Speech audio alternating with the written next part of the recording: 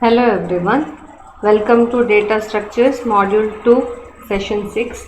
Here we are going to study something about the recursion and the example for recursion, the Tower of Hanoi and Ackermann's function.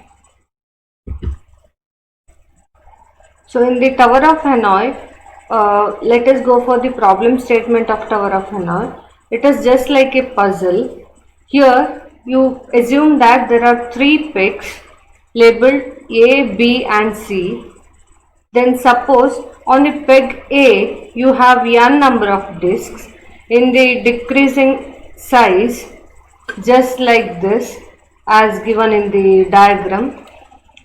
Just like this you have n number of discs, and the objective of the game is to move these discs to the destination. This is the source peg. You are going to move it to the destination, keeping this as the auxiliary peg. Keeping one center peg as the auxiliary peg, you are going to move all these n number of discs onto destination. So finally the solution will be like this. If it is the source, all needs to be moved to the destination. What are the rules of the game?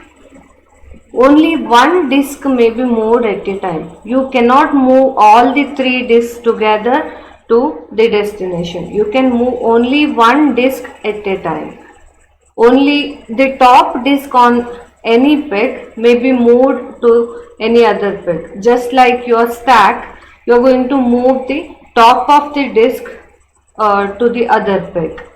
Okay. At no time can a larger disc be placed on the smaller disc. You cannot place this blue disc on yellow disc. Okay, so smaller disc should be always on the top of the larger disc. That is the third rule. Only one needle can be used for storing intermediate disc. That means you can have maximum of 3 pegs, not more than that. Now, let us go for a problem. If suppose n is equal to 1, that means you have only one disc in your peg A. You have peg A, B and C. Now only one disc is there. Suppose you have only one disc is there.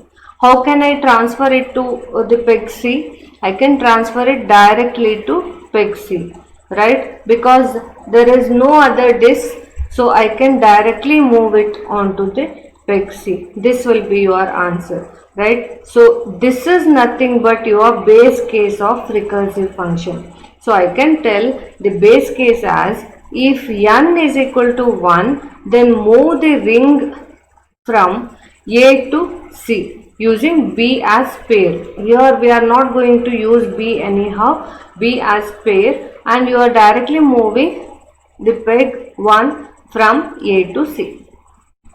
This is the base case. Now let us go for if n is equal to 2. Suppose you have 2 discs in your peg A.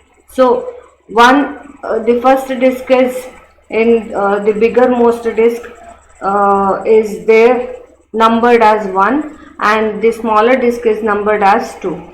Now how can I transfer it to C? I want to get in the same order. I want to get the discs in C, right? So how can I get that? So what I am going to do is, I will copy this 2 over to B. Okay, so initially I will take B as the auxiliary peg. I will copy 2 to B. Now after this step 2, I can transfer this 1 to C, isn't it? So what I am going to get? I will get 1 over here and 2 over here. Now the step is simple. Just transfer this 2 to 2 over 1, right? So you will get the resultant disk whatever you want. resultant peg. So this is the step. These are the steps if n is equal to 2. So how can I write the recursive case? You can see steps are iterating now. How can I write the recursive case?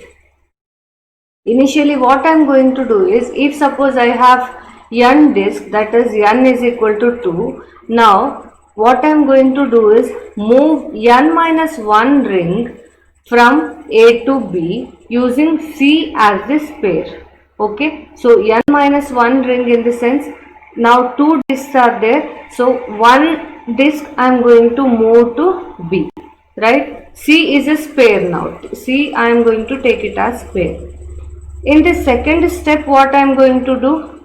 In the second step, move the one ring left on A, whatever is left on A, that to C using B as spare. Now B will be acting as spare. You are moving whatever is left out in A, that you are going to move to C. Now this is done now, right? Now after that, what is the third step? Move n minus 1 rings from B to C using A as a spare. Now A is spare. You are going to move one left out, one n minus 1 rings. Here only one ring is left out. So that thing you need to move to the resultant peg C. That all these things together will form you the recursive case. Here if you consider, the first step and last step are the general case, which are going to be repeating, which will repeat, and the second step is nothing but the base case, whatever we have seen over here. So the second step if is nothing but you are going to move the ring from A to C using B as a spare. Now suppose if you have three disks on peg A. Now what you actually have to do, you need to move all these three, and finally on C you need to get all these things together on C, right? So how can I move? What is the steps to move these rings? Now first what I am going to do is, I will transfer this 3 onto C, keeping B as spare. Now I will transfer this 2 onto B, keeping C as spare. So this will be your resultant pegs. And after this, what I want to actually do is, I will copy this 3, the smallest disk, onto B. Then I will transfer, after this I will transfer this over to C. Okay, so you will get the result as this. Now I will transfer this 3 over to A. So what will happen? I will get the answer like this. Now I will transfer this 2 onto 1. So we will get the result like this. And final step is transfer this 3 onto C. You will get the result like this. Fine. So what exactly happened now? Now all the three disks are being transferred over to C. So if you consider this particular case, once again it repeats the same recursive cases, right? How exactly we are going to do? We are going to transfer initially n minus 1 disk from, what is the first step you have? Move n minus 1 rings from A to B using C as spare, right? A to B using C as spare.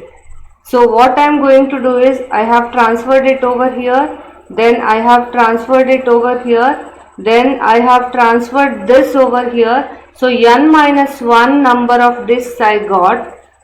So I totally from here to here, what I have done is, I have transferred n minus 1 disks from A to B using C as a spare.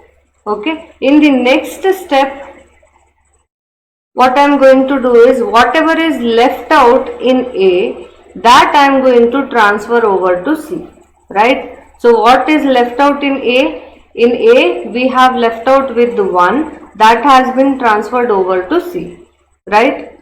So that is the middle recursive case you have here. Move the one ring left out on A to C using B as a spare, right? So this much we have done. In the next step you are going to transfer all the other things, whatever n minus 1 disk left, whatever you have transferred over here, that you are going to transfer over to C using B as a spare. Using B as a spare, you are going to transfer the other two things onto C. So the same recursive case will repeat over here. Fine. So this is how the Tower of Hanoi works. Next, let us move to Ackermann's function. In the Ackermann's function, you have this particular cases.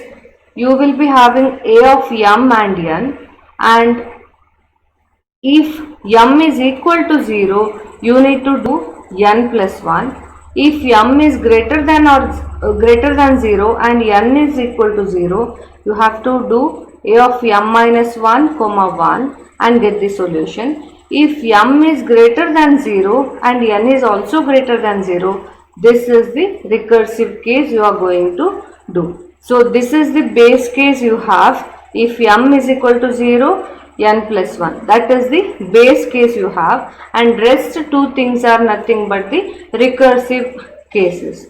So finally you are going to get a table with the different numbers. So you will be getting a matrix with the 0 to n.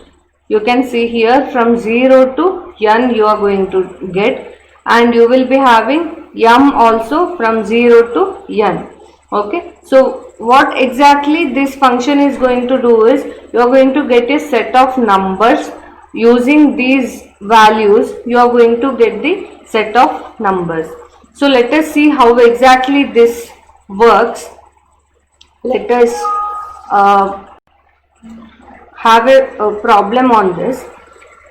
So I want to fill this table with using the Ackermann's function. So how can I fill this table?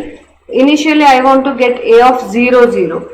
So A of 0, 0 is nothing but here m is 0, n is also 0. So when m is equal to 0, you have the function as, you need to go for n plus 1. So when m is equal to 0, you need to do n plus 1. Here n is also 0. So 0 plus 1, you are going to get the answer as 1, right? What is the solution? So here you are going to get the answer as 1. What is the solution for this? 0, 1. So here also m is 0. So you have to do n plus 1. N is 1. 1 plus 1. You are going to get it as 2. So 2 is the answer for this, right? Next you have 0, 2. N plus 1 is nothing but 2 plus 1. You are going to get the answer as 3. So in the next column you are going to get the answer as 3. 0 plus A of 0, 3 is nothing but 3 plus 1, that is nothing but 4. You are going to get the answer as 4. Once again 0, 4, 4 plus 1, 4 plus 1, that is nothing but 5. So here you are going to get answer as 5. If you have n number of columns over here, you will get n plus 1 as the answer. For this particular row, you are going to get n plus 1. Okay. Next, in the second row, what you have? You have actually 1, 0. You need to find out 1, 0, right?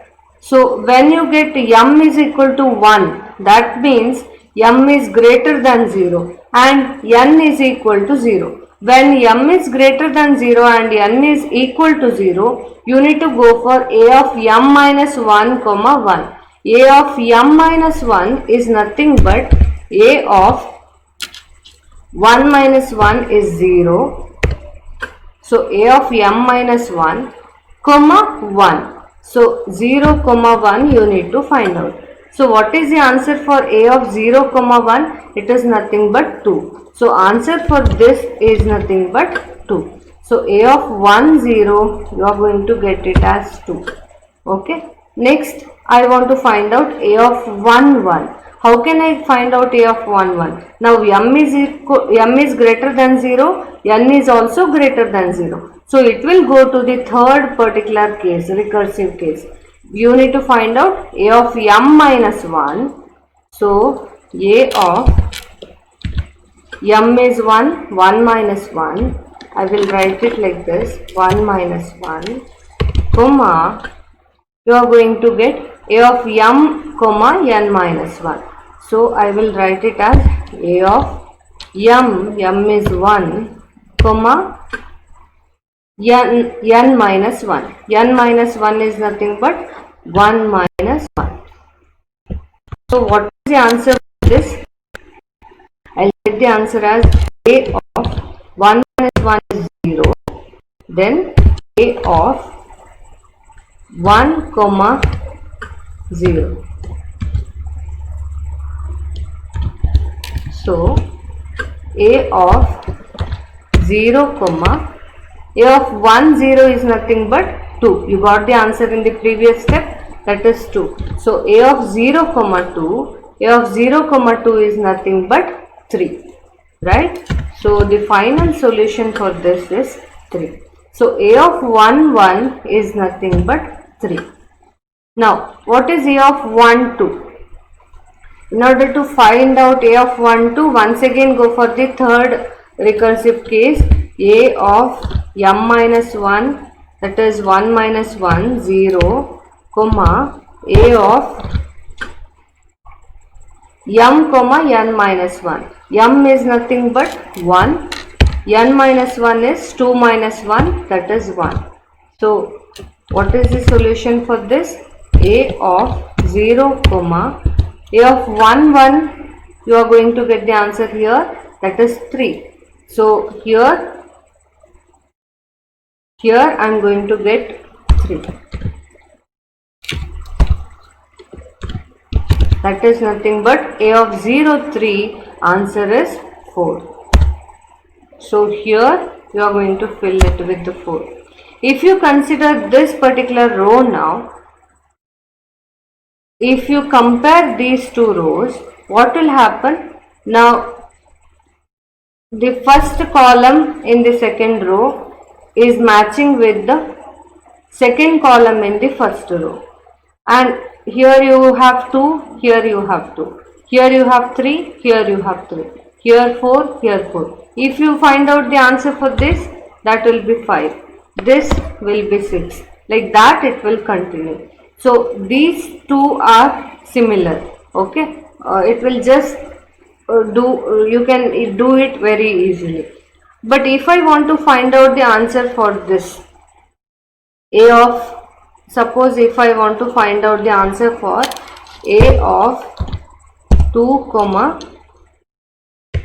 0, a of 2 comma 0, here m is greater than 0, n is equal to 0. So I have to find out a of m minus 1 comma 1. So a of m minus 1 is nothing but 1 comma 1. So what is the answer for this? A of 1 comma 1 is nothing but 3, right? So a of 2 0, I can get the answer as